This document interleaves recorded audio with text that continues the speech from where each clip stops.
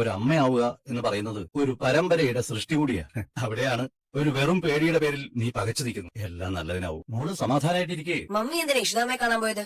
മമ്മിക്ക് അതിന് ഒരു കാര്യമില്ലായിരുന്നു. എന്റെ മോളെ ഇഷിത കൈയടക്കി വെച്ചിരിക്കുന്നത് ഇത്രയും കാലം ഇഷിതയ്ക്ക് ഒരു കുട്ടിയില്ലാത്തൊരു കാരണം പറഞ്ഞ് നടന്നിരുന്നു. ഇപ്പൊ സ്ഥിതി അതാണോ? അവളൊരു കുട്ടിയുടെ അമ്മയാവാൻ പോകുന്നു. ഇനി അങ്ങോട്ട് ഇഷിതയ്ക്ക് ചിപ്പയുടെ കാര്യങ്ങൾ നോക്കാൻ സമയം ഉണ്ടാവോ? അവൾക്ക് അവളുടെ കുഞ്ഞിന്റെ കാര്യം പോലും നോക്കാൻ സമയം ഉണ്ടാവില്ല. പിന്നെ സ്കൂളിൽ പഠിക്കുന്ന ഒരു പെൺകുട്ടിയുടെ കാര്യം. ചിപ്പിക്കിപ്പോ ഇത്തരം കാര്യങ്ങളെ പറ്റി ഒന്നും അറിയില്ല. നിനക്കത് മനസ്സിലാക്കാനുള്ള കഴിവില്ലേ മോനെ? നിന്റെ അനീതിയ അവഗണിക്കപ്പെടാൻ പോവുക. ഇപ്പൊ തന്നെ ആ വീട്ടിലുള്ളവരെല്ലാം ഇഷ്ടയുടെ പിന്നാലെയാണ്. അതൊക്കെ മനസ്സിലാക്കിയ ചിപ്പി മോളെ കൂട്ടിക്കൊണ്ടുവരാൻ ആകാശനോട് പറഞ്ഞത്. നമ്മള് തന്നെ അധികം പെറ്റായിട്ട് അങ്കിള് കാണും. ഇറങ്ങിപ്പോ ഞങ്ങള് പറയുന്നില്ലെന്നേ ഉള്ളൂ. എന്നിട്ട് ആ ചിപ്പിയെ കൂട്ടിക്കൊണ്ടുവരാൻ പറയുന്നത്. മമ്മി അതിന്റെ പിന്നിലെന്ന് എനിക്ക് നന്നായി അറിയാം. ചിപ്പി അവിടെ ആരും അവഗണിക്കില്ല. കുഞ്ഞുമാമ വരുന്ന കാത്തിരിക്കുക അവള്. മമ്മി വിളിച്ച അവള് വരാനും പോകുന്നില്ല. അതിനുവേണ്ടി കുറെ കാലം ശ്രമിച്ചല്ലേ. അനുഭവിക്കുമ്പോ അവൾക്കത് മനസ്സിലായിക്കോളും. ഇതുപോലുള്ള എത്ര സംഭവങ്ങൾ നടന്നിരിക്കുന്നു. അതൊക്കെ അറിയാവുന്നതുകൊണ്ട് ആകാശ് ഇപ്പോഴേ മോളെ രക്ഷിക്കാൻ പറഞ്ഞത്. സത്യമായിട്ടും ആകാശാണ് ഇതിന് മുൻകൈ എടുത്തത്. ആകാശ് ഇപ്പോ വല്ലാതെ മാറിയിട്ടുണ്ട്. നീ ഇത് മനസ്സിലാക്കണം. പഴയ ശത്രുതയും വെച്ച് നടക്കാതെ ജീവിക്കാനാണ് ആകാശിന്റെ തീരുമാനം. നീ തന്നെ ഓർത്തു നോക്ക്. പഴയതുപോലെ ആകാശ് നിന്നോട് ദേഷ്യപ്പെടാറുണ്ടോ? വഴക്കിടാൻ വരാറുണ്ടോ? സ്നേഹത്തോടെയല്ലേ നിന്നോട് പെരുമാറുന്നത്? നിന്നോടിപ്പോ സ്നേഹത്തോടെ മുന്നോട്ട് പോകാനാണ് ആകാശ് ആഗ്രഹിക്കുന്നത്. ആകാശിന് ഇങ്ങനൊരു മാറ്റം വന്നത് നമ്മുടെ ഭാഗ്യ. എല്ലാം മറക്കാൻ ആകാശിന് കഴിയുമെങ്കിൽ നിനക്കെന്തുകൊണ്ട് അതായിക്കൂടാ? ആകാശിന്റെ മുഖത്ത് നോക്കി നീ എന്തെല്ലാം പറഞ്ഞു. ആ സമയം കുറച്ച് ദേഷ്യം കാണിച്ചെങ്കിലും പിന്നെ ആകാശത്ത് വിട്ടുകളഞ്ഞത് നിന്നെ ഇഷ്ടമായതുകൊണ്ടാ. അല്ലാതെ നമ്മളെ പേടിച്ചിട്ടല്ല. ആകാശിനെ വിട്ട് നമുക്ക് പോകാൻ മറ്റൊരിടവും ഇല്ല. ആ ചിന്ത നിന്റെ മനസ്സിൽ എപ്പോഴും ഉണ്ടാവണം. നീ കൂടി മനസ്സ് വെച്ച നമുക്ക് ചിപ്പിയെ ഇങ്ങോട്ട് കൊണ്ടുവരാൻ പറ്റും. കൂടെ പിറപ്പുകൾ കഴിയേണ്ടത് ഒന്നിച്ച. ചിപ്പിക്ക് ഇനി വേണ്ടത് പെറ്റമ്മയുടെ സ്നേഹവും പരിഗണനയുമാണ്. അങ്കിൾ എന്തോ ലക്ഷ്യം വെച്ചാ ചിപ്പിയെ ഇവിടെ കൊണ്ടുവരാൻ മമ്മിയെ പ്രേരിപ്പിക്കും. ഞാൻ ഈ പറഞ്ഞതൊന്നും നിനക്ക് മനസ്സിലായില്ലേ? മനസ്സിലാവാത്തത് മമ്മിക്ക്. എത്ര അനുഭവിച്ചാലും മമ്മി പഠിക്കില്ല. ആദി, അങ്കിളിനെ ഞാൻ ഒരു കാലത്തും വിശ്വസിക്കില്ല. അങ്കിള് ചതിയനാ. ആർക്കും അങ്ങനെ പെട്ടെന്നൊരു മാറ്റവും വരാൻ പോകുന്നില്ല. എന്റെ ഡാഡിയുടെ നാശം കാണാൻ കാത്തിരിക്കുന്നത് അങ്കിള്. എന്നോട് തന്നെ എത്ര വട്ടം അങ്കിള് പറഞ്ഞിട്ടുണ്ട്. ഇപ്പൊ പുതിയ നമ്പറുമായിട്ട് വന്നിരിക്കുക. അത് വിശ്വസിക്കാൻ മമ്മി മനസ്സിരിക്കതേ ഉള്ളൂ. നീ അതിര് കടക്കുന്നുണ്ട്. നിനക്ക് ഇപ്പോഴും പ്രിയപ്പെട്ടവര് ഇഷിതാമ്മയും ഡാഡിയോ? അവര് നല്ല ആൾക്കാര്. ആരെയും ചതിക്കാന്നുള്ള ചിന്തയൊന്നും അവർക്കില്ല. ചിപ്പി ഇവിടെ കൊണ്ടുവരുന്ന കാര്യം നടക്കാൻ പോകുന്നില്ല. പിന്നെ അങ്കിളിന്റെ ഈ പുതിയ സ്നേഹപ്രകടനം എന്നോട് വേണം. ഒരിക്കലും ഞാൻ അങ്കിളിനെ വിശ്വസിക്കില്ല. ഡാഡിക്കുള്ള സത്യസന്ധതയോ സ്നേഹമോ ഒന്നും അങ്കിളിനില്ല. എനിക്ക് സ്നേഹം തരാൻ അങ്കിള് വരണ്ടെന്ന് മമ്മി പറഞ്ഞേ. അതിനെന്റെ ഡാഡിയുണ്ട്. എനിക്കിപ്പോ ബുദ്ധിമുട്ടൊന്നുമില്ല. മഹേഷ് പിടിക്കണ്ട. ഇവള് പറയുന്ന ഒന്ന് നീ കേൾക്കല്ലേ മോനെ? ഡോക്ടറോട് നിർബന്ധം പിടിച്ചിട്ടാ പൊയ്ക്കോളാൻ പറഞ്ഞത്. ഒരു ദിവസം കൂടി അവിടെ കിടക്കേണ്ടതായിരുന്നു. അമ്മയ്ക്ക് എന്താ പറ്റിയത്? ഞാൻ സ്കൂളിൽ നിന്ന് വന്നപ്പോ മഞ്ജിമപ്പ പറഞ്ഞു അമ്മയ്ക്ക് വയ്യാതെ ഹോസ്പിറ്റലിൽ കൊണ്ടുപോയെന്ന്. അതിന് മാത്രം അമ്മയ്ക്കൊന്നും ഇല്ല മോളെ. അമ്മയ്ക്ക് ഒരു തലചുറ്റൽ വന്നു. കുഞ്ഞാമ വയറ്റിലുള്ളപ്പോ ഇങ്ങനെയൊക്കെ വരാറുള്ളത്. മോള് വിഷമിക്കണ്ട കേട്ടോ. ഇനി കുറച്ച് ദിവസത്തേക്ക് നല്ല റെസ്റ്റ് വേണം. മോള് റെസ്റ്റ് എടുക്കും. സ്വപ്നം, മോക്കൊരു ചായ ഉണ്ടായി. ചായ വേണ്ടമ്മേ. മോള് വന്നിട്ട് എന്തെങ്കിലും കഴിച്ചോ? ഇവളുടെ കാര്യം ഞാൻ നോക്കിക്കോളാം. നിന്നെ ഞങ്ങൾ എങ്ങനെയാ മോളെ ഉപദേശിക്കുന്നത്? ഞങ്ങളെക്കാൾ അറിവുള്ളവളല്ലേ നീ? ഇനി ഒരു പ്രശ്നം വരില്ലമ്മേ. നമ്മളെ പരമാവധി ദ്രോഹിക്കാൻ പലരും വരും. നമ്മൾ അവർക്ക് ചെവി കൊടുക്കാൻ പോകരുത്. ഇപ്പൊ തന്നെ മാഷിന്റെയും പ്രിയാമണിയുടെയും ശകാരം ഞാൻ കുറെ കേട്ടു. അമ്മയ്ക്ക് അതിലൊന്നും ഒരു വിഷമവും ഇല്ല. എനിക്ക് നിന്റെ കാര്യത്തിലേ ഉള്ളൂ. ആ ചിപ്പിമോക്ക് ഞാൻ ചായ എടുക്കാം. മോള് പോയി ചായ കുടി. കുറച്ച് കഴിയട്ടെ. ഇപ്പൊ എങ്ങനെയുണ്ട് ഇഷിതേ? പരമസുഖം. ഇവിടെ നടന്നതൊന്നും മഞ്ജിമ ചേച്ചി അറിഞ്ഞില്ലെന്നാണല്ലോ ഞാൻ കേട്ടത്. അയ്യോ, രചന വന്നതോ സംസാരിച്ചതോ ഒന്നും ഞാൻ അറിഞ്ഞില്ല. ഞാൻ ഇയർഫോണും വെച്ച് പാട്ടും കേട്ട് കിടക്കുമായിരുന്നു. അമ്മ വന്ന് വാതിൽ അടിച്ചപ്പോഴാ ഇഷിത ബോധം കെട്ട് വീണതറിഞ്ഞത്. നല്ല ന്യായീകരണം. ഇതൊക്കെ മഞ്ജിമ ചേച്ചിക്ക് മാത്രം കഴിയുന്ന കാര്യങ്ങൾ. എന്തായാലും സുഖവിവരങ്ങൾ അറിയാമെന്നല്ലേ? ഈശ്വരയ്ക്ക് നല്ല ക്ഷീണവും. കുളിക്കാനേ കുറച്ച് ചൂടുള്ള. അതെന്താ, ബാത്റൂമിൽ ഹീറ്റർ ഉള്ളതല്ലേ? 2 ദിവസമായിട്ട് അത് വർക്ക് ചെയ്യുന്നില്ല. അല്ല, ഞാനൊന്ന് നോക്കിയാലോ? എന്താ ഇലക്ട്രീഷ്യന്റെ പണിയും മഞ്ജിമേച്ചിക്ക് അറിയോ? പറഞ്ഞ പണി ചെയ്ത. അല്ല, വെള്ളം ചൂടാക്കി ഇങ്ങോട്ട് കൊണ്ടുവരണോ? പിന്നെന്താ അവിടെ ഒന്ന് വിളിക്കോ? എന്തിനാ മഹേഷ് അവരുടെ പഴി കൂടി കേൾക്കുന്നത്? പണി കൊടുത്തതാന്ന് മഞ്ജിമേച്ചിക്ക് അറിയാം. അറിയണം. ഇനി എന്റെ പെരുമാറ്റമൊക്കെ ഇങ്ങനെ തന്നെ. കൊള്ളാം ഡാഡി. മഞ്ജിമപ്പയെ കൊണ്ട് എല്ലാ പണി എടുപ്പിക്കണം. പണി ചെയ്ത് മടുക്കുമ്പോ മഞ്ജിമപ്പ നമ്മുടെ വീട്ടിൽ നിന്ന് ഓടിപ്പോവും. പിന്നെ ഇങ്ങോട്ട് വരത്തേയില്ല. നന്നായിട്ടുണ്ട്. ഡാഡിയുടെ മോള് തന്നെ. അപ്പൊ ഇവിടെ നിന്ന് ഓടിച്ചിവിടാൻ തിടുക്കം കൂട്ടുന്നത് ചിപ്പിമോള. ആര് പറഞ്ഞാലും മഞ്ജിമപ്പ കേൾക്കില്ല. ഡാഡി പറഞ്ഞാൽ മാത്രം കേൾക്കും. നിലം തുടയ്ക്കാനും ഡ്രസ്സ് കഴുകാനും എല്ലാം ഡാഡി പറയണം. നമുക്ക് ശരിയാക്കാം മോളെ. അല്ല, മമ്മി ഇവിടെ വന്ന് അമ്മയെ വഴക്കു പറഞ്ഞോ? എന്തിനാ മമ്മി വന്നേ? മോള് അതൊന്നും അറിയണ്ട. അതൊക്കെ വലിയ ആൾക്കാരുടെ കാര്യം. അമ്മ എന്തിനാ ഇങ്ങനെ സങ്കടപ്പെടുന്നേ?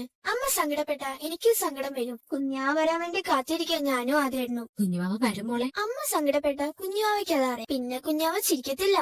കൊള്ളാലോ. മോളോട് ആരാ ഇതൊക്കെ പറഞ്ഞത്? ആദ്യേട്ടൻ നെറ്റിലൊക്കെ നോക്കി ആദ്യേട്ടൻ കണ്ടുപിടിക്കുന്ന ഡാഡി. നമ്മൾ പറയുന്നത് കുഞ്ഞാവ കേൾക്കുന്നുണ്ടെന്ന് ആദ്യേട്ടൻ പറയുന്നത്. പാട്ട് കേട്ടാ കുഞ്ഞാവയ്ക്ക് വലിയ സന്തോഷാവും. ഇതിൽ കൂടുതൽ എന്തറിവ് വേണം ചിപ്പിമോളുടെ അമ്മയ്ക്ക്? അമ്മ അറിഞ്ഞിട്ടും അറിയാതെ പോകുന്നതാ. അമ്മ സങ്കടപ്പെടാതെ കുഞ്ഞാവെ ഞങ്ങക്ക് തന്നാ മതി. കുഞ്ഞാവയുടെ കാര്യം ഒന്നും അമ്മ നോക്കണ്ട. ഞാനും ആദ്യേട്ടനെ നോക്കിക്കോളാം. കുഞ്ഞാവെ കളിപ്പിക്കുന്നതും എടുത്തോണ്ട് നടക്കുന്നതും കുളിപ്പിക്കുന്നതും ഒക്കെ ഞങ്ങൾ ചെയ്തോളാം. അമ്മ സങ്കടപ്പെടുകയും വിഷമിക്കുകയും ചെയ്താൽ കുഞ്ഞാവയ്ക്ക് സന്തോഷം കാണില്ല. എന്റെ മോള് പറഞ്ഞ ഓരോ വാക്കുകളും അമ്മയുടെ മനസ്സിൽ പതിഞ്ഞിട്ടുണ്ട്. ഇനി അമ്മയായിട്ട് നിങ്ങളുടെ കുഞ്ഞാവയ്ക്ക് ഒരു ദോഷവും വരത്തില്ല. എന്റെ മോൾക്ക് വേണ്ടി അമ്മ ധൈര്യമായിട്ടിരിക്കും. ഞാൻ കാരണം മഹേഷിന് ബുദ്ധിമുട്ടായില്ലേ? എന്ത് ചോദ്യം! ഈ സമയം എന്തിനും ഇഷിതയ്ക്കൊപ്പം നിൽക്കേണ്ടവനല്ലേ ഞാൻ? എനിക്കൊരു കുഞ്ഞിനെ തരാനല്ലേ ഇഷിത ഈ വിഷമമൊക്കെ അനുഭവിക്കുന്നത്. ഈ സമയത്ത് മറ്റു ചില സ്ത്രീകൾ തന്നെക്കാൾ ബുദ്ധിമുട്ടുകളും പ്രയാസങ്ങളും അനുഭവിക്കുന്നു. അതൊക്കെ ശാരീരികമായ പ്രയാസങ്ങൾ. ഇഷിതയെ സംബന്ധിച്ച് അങ്ങനെയൊന്നും ഇല്ലെന്നുള്ളതാ ഇതുവരെയുള്ള ആശ്വാസം. തനിക്കുള്ളത് ഒഴിവാക്കി വിടാൻ കഴിയുന്ന ചെറിയ ചില പ്രശ്നം, ചെറിയൊരു ഒച്ച പോലും താങ്ങാനും സഹിക്കാനും കഴിയുന്നില്ല. ഇനി ഞാനത് ശ്രദ്ധിച്ചോളാം. ഉം. മഹേഷിനെ വിഷമിപ്പിക്കാൻ എനിക്കിനി കഴിയില്ല. അത് ഞാൻ ചെയ്യുന്ന വലിയ തെറ്റാ. അച്ഛനെ കുറ്റപ്പെടുത്തിയൊന്നും പറഞ്ഞില്ലെങ്കിലും ഒരു ഭർത്താവെന്ന നിലയിൽ ഞാൻ ചെയ്യേണ്ട കാര്യങ്ങളെ പറ്റി ഓർമ്മപ്പെടുത്തി. എനിക്കറിയാത്ത പലതും അച്ഛൻ പറഞ്ഞു തന്നു. ഭാര്യയെ സപ്പോർട്ട് ചെയ്യാന്നത് ഒരു ഭർത്താവിന്റെ കടമയാണ്. ഇതിൽ കൂടുതൽ എങ്ങനെയാ മഹേഷിനെ സപ്പോർട്ട് ചെയ്യുന്നത്? എനിക്കത് മനസ്സിലാവുന്നില്ല. ഇനി എന്റെ മാനസിക പ്രശ്നം ഇതിന്റെ പേരിൽ മഹേഷിനെ ബാധിക്കുമെന്ന എന്റെ പേടി. സത്യത്തിൽ എനിക്കും ആ സംശയം വന്നു തുടങ്ങിയിട്ടുണ്ട്. ഇനി അല്പം സീരിയസ് ആയിട്ട് പറയാം. എന്ത് വേണമെങ്കിലും പറ. ഒരു കുട്ടിയെ പോലെ ഞാൻ കേട്ടോളാം. കേട്ടാ പോരാ, അനുസരിക്കണം. അത് നല്ല ഭാര്യയുടെ ഗുണമല്ല. ശരി, പറഞ്ഞു. പലപ്പോഴും പറഞ്ഞിട്ടുള്ളത് തന്നെ താൻ ആ പഴയ ഇഷിതയെ എന്തും നേരിടാൻ കരുത്തുള്ള പെൺ. കതർ മണ്ഡപത്തിൽ വെച്ച് ക്ഷണിക്കപ്പെട്ടവരെ സാക്ഷിയാക്കി തന്റെ നിലപാടിന്റെ പേരിൽ കഴുത്തിൽ കെട്ടിയ താലിമാല താലി കെട്ടിയവന്റെ കയ്യിൽ അഴിച്ചു കൊടുത്തിട്ട് പോയവളാണ് ഇഷിത. ഏത് പെണ്ണിന് അതിനുള്ള ചങ്കൂറ്റം ഉണ്ടാവും? ചിലര് സഹി കിടുമ്പോ പയ്യന്റെ വീട്ടിൽ ചെന്ന ദിവസം തന്നെ മടങ്ങിപ്പോയിന്നത്. അതുപോലെ ആയിരുന്നില്ല ഇഷിത ചെയ്തത്. എന്താ ശരിയല്ല? അതെ. പിന്നെ അങ്ങോട്ട് താൻ എന്തെല്ലാം അനുഭവിച്ചു? ആരുടെയെങ്കിലും ഒരു വാക്ക് ഇഷിതയെ തളർത്തിയോ? ഇല്ല, പക്ഷേ ഇത് മഹേഷ് മുമ്പ് തന്ന മോട്ടിവേഷൻ. എന്ന് ഇനി പറയുന്നതും കൂടി കേട്ടോ. ഇഷിത തളർന്നു. അതെപ്പോഴാണെന്നോ? പരിഹസിച്ചവരുടെ മുന്നിൽ തല ഉയർത്തിപ്പിടിച്ച് നിൽക്കേണ്ട കൊടുമുടിയുടെ മുകളിലെത്താൻ ഒരു കാലടി ദൂരം മാത്രമുള്ളപ്പോൾ വീണു പോകുന്ന അവസ്ഥ. അത് തനിക്കിപ്പോ സംഭവിച്ചുകൊണ്ടിരിക്കുന്നത്. ഞാൻ ഇഷിതയെ ശരിക്കും മനസ്സിലാക്കുന്നത് ഇപ്പോഴും. എന്താ മനസ്സിലാക്കിയത്? തന്റെ ആത്മധൈര്യം, സത്യസന്ധത. അതുകൊണ്ട് ഒരു വലിയ ചതിക്ക് മുന്നിൽ താൻ അടിപതറി. താൻ പ്രഗ്നന്റ് ആണെന്ന് കേട്ടപ്പോ വീണപ്പോ താൻ ഒരു ഷോക്കില്. ഒരിക്കലും സംഭവിക്കില്ല എന്ന് കരുതിയ ഒരു കാര്യം സംഭവിച്ചു. മനസ്സ് ടെൻഷൻ. മഹേഷ് പറയുന്നത് സത്യവും ശരിയുമാണ്. വിദ്യാസമ്പന്ന എന്ന ഡോക്ടർ എന്ന് പറഞ്ഞിട്ട് കാര്യം. ഒരു പെണ്ണിന്റെ മനസ്സൊഴുകി പോകുന്നൊരു ചാലുണ്ട്. തുറന്നു പറയട്ടെ, ഞാനൊരു അമ്മയാവാൻ പോകുന്നു. എനിക്ക് ഇപ്പോഴും വിശ്വസിക്കാൻ കഴിയുന്നില്ല. നീ ഇതിൽ കൂടുതൽ ഞാൻ എന്ത് പറയാൻ? ഒരു ഡോക്ടർ എന്ന നിലയിൽ തനിക്ക് ആത്മധൈര്യം കാണിക്കാൻ കഴിയുന്നില്ല. ഞാൻ പറയുന്നതൊക്കെ കേൾക്കുന്നുണ്ടോ? മഹേഷ്, എന്താ? ഇപ്പൊ എനിക്ക് വിശ്വാസമായി തുടങ്ങി. അതെന്താ? ഞാൻ ഇതുവരെ പറഞ്ഞ കാര്യങ്ങളൊന്നും ചെവിക്കൊള്ളാത്ത ആൾക്ക് പെട്ടെന്നൊരു വിശ്വാസം ഉണ്ടാവാൻ?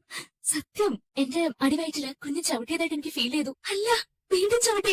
അമ്മയുടെ ഈ പറച്ചിലൊക്കെ കേട്ട് കിടക്കുന്ന കുഞ്ഞ് എത്ര നെഞ്ചുണ്ടായിരിക്കും? മഹേഷിന് വിശ്വാസം വന്നില്ലേ? എന്റെ കുഞ്ഞ് ചലിക്കുന്നുണ്ട്. മഹേഷ് കാത് വെച്ച് നോക്കി. ആ, എന്നാ പിന്നെ അച്ഛനെ അറിയണ്ടേ? അറിയുന്നുണ്ടോ? അച്ഛൻ വന്നപ്പോ മോൾ അടങ്ങിനാ തോന്നുന്നു. മഹേഷ് കിടക്ക്, എന്നെ ചുറ്റിപ്പിടിച്ചോ. ഇനി എനിക്ക് ഒരു പ്രശ്നം ഉണ്ടാവില്ല. മഹേഷിന് ഇനി ഞാൻ ടെൻഷൻ തരില്ല. പ്രോമിസ്. പറയും. നമ്മുടെ കുഞ്ഞിന് വേണ്ടി മഹേഷ് ഒന്ന് മൂളിപ്പാട്ട് പാടാമോ? മോളെ ഉണർത്താനോ ഉറക്കാനോ? മഹേഷ് മൂടുന്നത് കേൾക്കണം. ആ ചേച്ചി, പതുക്കെ. ഞാനിപ്പൊ ആശിച്ച് ഓർത്തതേ ഉള്ളൂ. നീ എന്തിനാ മോളെ എല്ലാവരും ഇങ്ങനെ ടെൻഷൻ അടിപ്പിക്കുന്നത്? ഇഷിതേച്ചി അയൽ ലേഡിയാണെന്നൊക്കെ ഒരു ഗുമ്മിന് ഞാൻ ഫ്രണ്ട്സിനോട് പറയാറുണ്ടായിരുന്നു. ഇപ്പൊ തൊട്ടാവാടി എന്ന് പറയേണ്ട അവസ്ഥയായി. ഇടയ്ക്ക് എന്റെ മനസ്സിലെ ചില ആശങ്കകൾ കയറിക്കൂടെ എന്നുള്ളത് ശരി തന്നെയാ. അനാവശ്യമായിട്ടുള്ള പേടിയുണ്ടായിരുന്നു. എനിക്ക് എന്നെ തന്നെ കൺട്രോൾ ചെയ്യാൻ കഴിയാതെ. അതിന് തെളിവല്ലേ നീ മനസ്സിനമ്മയുടെ മുന്നില് ഉപദ്രവിക്കരുതെന്ന് കെഞ്ചാൻ പോയത്. നിന്നോട് ഞാൻ അതേപറ്റി ചോദിക്കാതിരുന്നത്. മകന്റെ പോക്ക് കണ്ട് നട്ടലൊഴിഞ്ഞ മാതിരിയ മനസ്സിനെയമ്മ കഴിയുന്നു. എടി അവർക്കിനി ഒന്നിനും കഴിയില്ല മോളെ. എനിക്കിപ്പോ നല്ല കോൺഫിഡൻസ് വന്നിട്ടുണ്ട്. എന്റെ മനസ്സിലെ ടെൻഷനൊക്കെ മാറി. ഞാൻ വെറുതെ പറയുന്നതല്ല. എനിക്കിനി ഡിപ്രഷൻ ഉണ്ടാവില്ല. എത്രമാത്രം ഹാപ്പി ആയിരിക്കാൻ പറ്റുമോ അത്രത്തോളം ഞാൻ ഹാപ്പി ആയിരിക്കും. ഇതൊക്കെ കേൾക്കാനും കേട്ട് ആസ്വദിക്കാനും കൊള്ളാം. ആരെങ്കിലും ഇഷിതേച്ചിക്കെതിരെ എന്തെങ്കിലും പറഞ്ഞു കേട്ടാ അപ്പൊ വിഷമാവും. മഹേഷ് അനുഭവിക്കുന്ന വിഷമം നീ കണ്ടില്ലെന്ന് നടിക്കരുത് മോളെ. എനിക്കത് മനസ്സിലാക്കാൻ കഴിയുന്നുണ്ട്. ഇന്നലെ രാത്രി ഞാൻ സോറിയും പറഞ്ഞു. ഇപ്പോഴത്തെ പ്രശ്നങ്ങൾക്കെല്ലാം കാരണം ആ രചനയാ. രചന വെറുതെ വന്നതൊന്നുമല്ല. ചിപ്പിയെ വിട്ടുകിട്ടാൻ പോകുന്നില്ല എന്ന് രചനയ്ക്കറിയാം. അവൾ ഇവിടെ വന്നത് ഇഷിതേച്ചി ഈ അവസ്ഥയിൽ നിന്ന് കൂടുതൽ കുഴപ്പത്തിലേക്ക് തള്ളിയിടാനാ. അത് മനസ്സിലാക്കാൻ ഇഷിതേച്ചിക്ക് കഴിയാതെ പോകുന്നത് ഏറ്റവും വലിയ സങ്കടം. അവളോട് സംസാരിക്കാൻ പോവാനേ പാടില്ലായിരുന്നു. ഇഷിതേച്ചിയുടെ ആരും അല്ല രചന. അവള് പറഞ്ഞത് ശരിയാ. ഇഷിതയ്ക്ക് എന്തോ വലിയ മാനസിക പ്രശ്നം ഉള്ളതായി മനസ്സിനിയമ്മ പറയുന്നുണ്ട്. അവര് ചെന്ന് കണ്ട് പേടി സ്വപ്നം കാണുന്ന കാര്യം നീ അല്ലാതെ ആരെങ്കിലും പറയോ മോളെ? നീ നിന്റെ മനസ്സമാധാനത്തിന് വേണ്ടി പറഞ്ഞു. നിനക്കെതിരെ അവരെന്തെങ്കിലും ചെയ്തെങ്കിൽ നീ പോയതിനൊരു കാരണം ഉണ്ടെന്ന് പറയാം. എന്റെ അറിവിൽ അങ്ങനെയൊന്നുമില്ല. മനസ്സിനെ അമ്മ രചനയോട് ആ കാര്യം പറഞ്ഞെന്ന് ഉറപ്പല്ലേ? എന്നാ ഇഷിതയൊന്ന് ഇളക്കാന്ന് രചനയും കരുതി. അത് ഏൽക്കുകയും ചെയ്തു. ഇഷിതേച്ചി കുറ്റപ്പെടുത്തുന്നതായിട്ട് കരുതണ്ട. ഇഷിതേച്ചി തന്നെയാ അവർക്ക് അവസരങ്ങൾ ഉണ്ടാക്കി കൊടുത്തത്. അവള് പറഞ്ഞത് ശരിയാ. എല്ലാം ഞാൻ സമ്മതിക്കും. ഇനി രണ്ടുപേരും കൂടി എന്നെ ഇങ്ങനെ വിചാരണ ചെയ്യല്ലേ. ഞങ്ങൾ നിർത്തി. ഇഷിതേച്ചി കരുത്ത് തെളിയിച്ച് കാണിച്ചാ മതി. ഇപ്പൊ ഞാൻ എന്റെ പഴയ ഇഷിതേച്ചിയെ കാണുന്നുണ്ട്. ഈ ചിരി എപ്പോഴും വേണം. അതുണ്ടാവും. എന്റെ മോള് പോലും എന്നെ ഉപദേശിക്കാൻ തുടങ്ങി. എനിക്ക് ഇനിയും വിഡ്ഢിയാവാൻ പറ്റില്ലല്ലോ. ഇവിടെയുള്ള വിവരങ്ങള് രചനയ്ക്ക് അപ്പൊ എത്തിച്ചു കൊടുക്കുന്ന മഞ്ജിമയാ. അവര് വീട്ടിലില്ലായിരുന്നെങ്കിൽ ഈ പ്രശ്നങ്ങളൊന്നും ഉണ്ടാവില്ലായിരുന്നു. ആ വല്ല പൂച്ചോ പട്ടിയോ ആയിരുന്നെങ്കിൽ ചാക്കി കെട്ടി ഞാൻ തന്നെ കൊണ്ട് കളഞ്ഞേനെ. നാളെ നിന്റെ നാത്തൂനായിട്ട് വരേണ്ടവളാ. അങ്ങനെ ഒരു സാഹചര്യം എനിക്ക് വന്നാ അവരെ കൊണ്ട് എന്റെ കഴുത്തിൽ താലി കെട്ടിക്കാൻ ആരും വിചാരിക്കണ്ട. നീ ഒന്ന് വാടി സുജി. നമുക്കേ നാത്തൂനെ ചെന്നൊന്ന് കാണാം. ഇനി അവളെ ഇഷുന്റെ നേരം വരരുത്. അറ്റ കൈക്ക് അത് തന്നെ വേണം. അവരുടെ ഭർത്താവിന്റെ ഓട്ടോ ഒന്ന് ഓർമ്മിപ്പിച്ചു കൊടുക്കണം. അല്ല, നിങ്ങൾ എന്തിനുള്ള പുറപ്പാടാ? മഞ്ജിമിയുടെ രണ്ട് വാക്ക് പറയാം. എന്താ വേണ്ടേ? നിനക്ക് വിശേഷം ഉണ്ടെന്ന് പറഞ്ഞപ്പോ എന്നോട് തലകുത്തി നിക്കണോന്ന് ചോദിച്ചവളാ. വേണ്ടി വന്നാലേ ഞാൻ തന്നെ അവളെ എടുത്ത് തലകുത്തി നിർത്തും. അല്ല ആശേച്ചി, വേണ്ടാന്നേ. ആ ഇഷിതേച്ചി മിണ്ടാതിരുന്നോ? പെണ്ണിന്റെ വിഷയം പെണ്ണ് തന്നെ കൈകാര്യം ചെയ്തോളൂ. ആശ്രയിച്ചു വാ. ദാ വരുന്നേ.